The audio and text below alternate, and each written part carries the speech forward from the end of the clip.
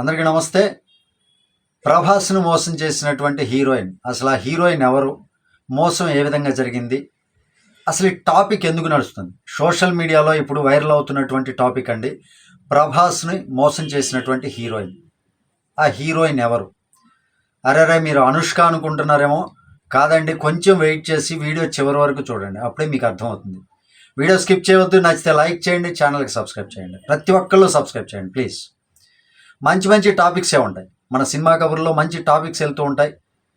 అయితే టాపిక్లోకి వెళ్ళిపోదాం. ఇప్పుడు ప్రభాస్ను మోసం చేసినటువంటి హీరోయిన్ చాలా వైరల్గా సోషల్ మీడియాలో నడుస్తున్నటువంటి టాపిక్ అండి. మీకు అందరికీ తెలుసు, ప్రభాస్ చాలా ఫాలోయింగ్ ఉన్నటువంటి వ్యక్తి. సినిమా ఇండస్ట్రీలో కావచ్చు, బయట కూడా చాలా ఫ్యాన్ ఫాలోయింగ్ ఉంది వరల్డ్ వైడ్గా. అలాంటి ప్రభాస్ యొక్క పెళ్లి గురించి ఫ్యాన్స్ అంతా కూడా చాలా ఆసక్తిగా ఎదురు చూస్తున్నారు. అయితే డార్లింగ్ ప్రభాస్ మాత్రం తన యొక్క పెళ్లిని ప్రతి ఏడు కూడా ఎప్పటికప్పుడు వాయిదా వేస్తూనే వస్తున్నాడు. ఆ టాపిక్ వచ్చిన ప్రతిసారి ఆ టాపిక్ని దాట వేసుకుంటూ పోతున్నాడు. అయితే ఇప్పుడు ప్రత్యేకంగా ఇది ఎందుకు వచ్చిందంటే, ఒకప్పుడు మీకు అందరికీ తెలుసు అనుష్క ప్రభాస్ ప్రేమలో ఉన్నారని చాలా చోట్ల వైరల్ అయినటువంటి విషయం అనమాట. చాలా టాపిక్ సోషల్ మీడియాలో కూడా నడిచింది చాలా రోజులు. ప్రభాస్ అనుష్క ప్రేమలో ఉన్నారని, అలాంటి ప్రభాస్ అనుష్క పెళ్లి చేసుకోబోతున్నారని ఈ రకమైనటువంటి టాపిక్స్ నడిచినాయి. దానికి ఊతమిస్తూ వీళ్ళిద్దరూ కూడా బయట వాళ్ళు ప్రతి చోటకి కలిసి వెళ్ళే తీరు కావచ్చు, ఇవన్నీ కూడా కొన్ని అనుమానాలు రేకెత్తించినాయి. వాళ్ళిద్దరూ ఖచ్చితంగా పెళ్లి చేసుకోబోతున్నారు అనే అనుమానాలు. బాహుబలి తర్వాత అనుష్క సినిమాలకి దూరంగా ఉంది. కేవలం ప్రభాస్తో పెళ్లి కోసమే సినిమాలకి దూరంగా ఉంది అనుష్క అనేటటువంటి టాక్స్ కూడా నడిచినాయి బయట.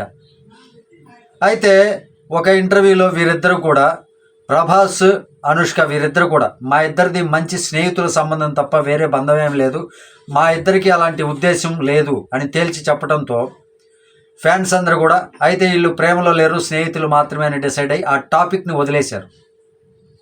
ఆ తర్వాత ప్రభాస్ ఏదైతే ఆదిపురుష్ సినిమాలో కృతి సనన్ హీరోయిన్గా నటించింది కదా, ఆ కృతి సనన్తో ఆదిపురుష్ సినిమా తీసేటప్పుడే ప్రేమలో పడ్డాడని, వీరిద్దరూ పెళ్లి చేసుకోబోతున్నారని ఆ తర్వాత హాట్ టాపిక్గా మారిపోయింది.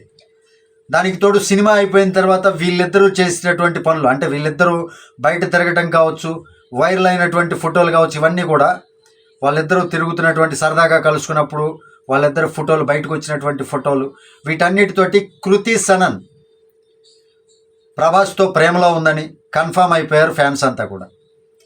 దానికి ఊతమిస్తూ బాలీవుడ్ హీరో వరుణ్ ధావన్ ఒక ఇంటర్వ్యూలో కృతి సనన్ మనసులో ఒక సౌత్ స్టార్ ఉన్నారు అనేది చెప్పడం జరిగింది ఒక ఇంటర్వ్యూలో. దానితో ఫ్యాన్స్ అంతా కూడా సౌత్ స్టార్ అనేసరికి వీళ్ళిద్దరు టాపిక్ వైరల్ అవుతుంది కదా, కాబట్టి కృతి సనన్ ప్రభాస్ నిజంగానే ప్రేమలో ఉన్నారు, వీళ్ళిద్దరూ పెళ్లి చేసుకోబోతున్నారు అని కన్ఫర్మేషన్కి వచ్చేశారు. అయితే బాలకృష్ణ ఇంటర్వ్యూ ఒకటి ఉంది కదా, ఇది అన్స్టాపబుల్లో ప్రభాస్ గెస్ట్గా వచ్చినప్పుడు బాలకృష్ణ గారు కూడా అడిగారు కృతి సనన్ టాపిక్. అయితే ప్రభాస్ మాత్రం చాలా తెలివిగా మాట దాటేశారు. అలా మాట దాటేయటం, దాన్ని కవర్ చేసుకోవడానికి ప్రయత్నం చేయటం, ఇవన్నీ కూడా అనుమానాలకి పెద్దపీట వేశాయి. గట్టిగా స్ట్రాంగ్గా ఫిక్స్ అయిపోయారు ఫ్యాన్స్ కూడా, కృతి సనన్ ఖచ్చితంగా ప్రభాస్ని పెళ్లి చేసుకోబోతుంది అని.